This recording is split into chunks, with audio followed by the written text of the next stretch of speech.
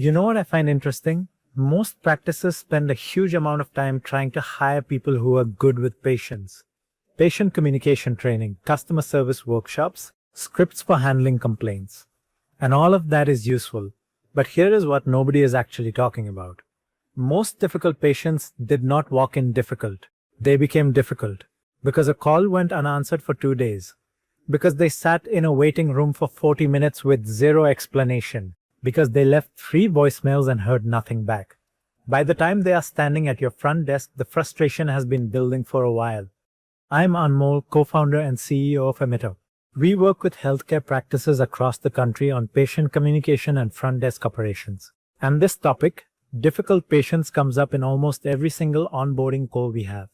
Today I want to give you 9 practical tips. Some of these are about how your team handles the moment.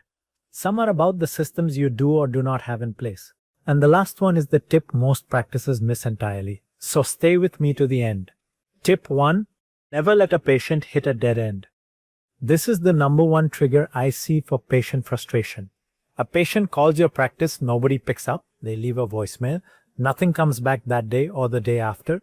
By the time they call again or walk in, they are already carrying that frustration. And the front desk person who answers has no idea why they are so upset. The fix is simple and it does not require a person. If a call is missed, the patient should immediately get a text, something like, "Hey, we missed your call. A team member will follow up shortly," or you can text us here. That one thing removes so much of the built-up frustration before it ever reaches your team. Tip 2. Set expectations before the visit. Most of the anxiety patients bring into your office comes from uncertainty. They do not know how long the wait will be. They do not know what documents to bring. They do not know if the doctor is running behind. An automated message the day before and another the morning of that walks them through what to expect, what to have ready, how the check-in works, changes the entire energy of that appointment. Patients who feel prepared do not come in with their guard up. Tip 3. Let them talk without cutting in. I know this sounds obvious, but when the front desk is overwhelmed, when the phone is ringing and there is a line of patients behind the person talking, the instinct is to jump in and solve the problem before the patient even finishes the sentence. That is exactly when things escalate. People want to feel heard before they want to be helped. Give them 30 seconds, do not interject, do not explain, just listen. Then respond. Tip 4. Do not get defensive. This is the hardest one, especially when the patient is blaming your team for something that was not your team's fault or saying something that is factually wrong. The moment your staff member goes defensive, even just in their tone, the patient stops listening. Everything becomes an argument. The right move is to acknowledge the frustration first. Something like, "I understand you have been waiting for a callback. Let me find out what happened and fix it right now." That is all, not a debate, not an explanation. Acknowledge, then move forward. Quick pause here. If you are finding this useful, please subscribe to our channel. We put out videos like this every week, real problems and real fixes for healthcare practices. And stay with me because the tip I am saving for the end of this video is the one most practices never think about. It is also the reason a lot of difficult patient situations keep repeating. And it has nothing to do with your team's attitude or how well they handle pressure. You will want to hear it. Tip 5.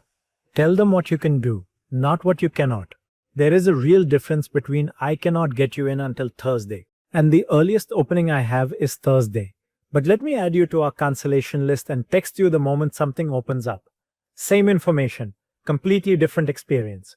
The second version gives the patient agency. They feel like you are on their side, not blocking them. Tip 6. Communicate wait times proactively, not reactively. If the doctor is running 45 minutes behind, do not wait for the patient to walk up and ask. Send a text or have someone walk out to the waiting room. "Dr. Smith is running about 45 minutes behind today. We really appreciate your patience." Most patients are completely fine with waiting when they are told. What frustrates them is not the wait. It is the silence. Silence feels like disrespect. Tip 7. Follow up after a difficult encounter. Almost nobody does this. When you have a tough interaction with a patient, send them a message the next day. Something simple. "Hi, just wanted to follow up and make sure everything went okay. Please let us know if there is anything we can help with." That one touch point changes how a patient feels about your practice, It turns a negative experience into evidence that you actually care, and it is one of the most underrated drivers of patient retention I have seen. Tip 8. Build a system so your team is not absorbing everything alone. One of the most common things I see is practices where the entire patient-facing burden sits on one or two people at the front desk.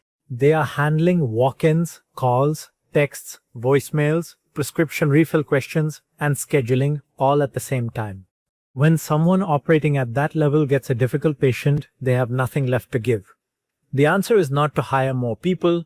The answer is to pull the routine, repetitive interactions out of that workflow entirely, so that when a genuinely difficult situation comes in, your team actually has the mental and emotional space to handle it well.